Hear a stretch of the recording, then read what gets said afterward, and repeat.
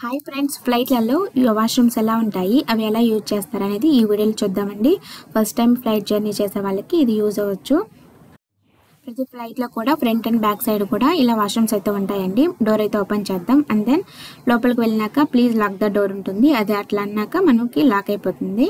ఇక్కడ చూసారా, no smoking అండి. స్మోకింగ్ అయితే చేయకూడదు. అలా చేశారంటే వాళ్ళకి ఈజీగా తెలిసిపోతుంది. అండ్ దెన్ ఫైన్ అయితే వేస్తారు. అలానే ప్లగ్ కనెక్షన్ కూడా ఉంది. మనకి టిష్యూ అయితే పెట్టారండి 2 ర్యాక్లో కూడాను. మనం యూజ్ చేసిన టిష్యూని అలా పుష్ చేసామంటే దాంట్లో వేసేయచ్చు.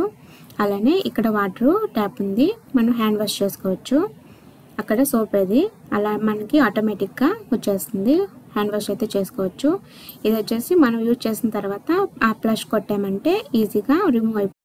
ఇక్కడ టిష్యూలు ఉన్నాయి. అలానే మనం యూజ్ చేసుకున్న టిష్యూలని ఈ ఫ్లష్లో వేయకూడదండి. ఇక్కడ వేసామంటే ఇక్కడ డ్రైనేజ్ సిస్టమ్ చాలా సెన్సిటివ్గా ఉంటుంది కదా, ఇక్కడైతే బ్లాక్ అవుతాయి. అందుకని మనము వేరే డస్ట్బిన్లో వేయాల్సి ఉంటుంది.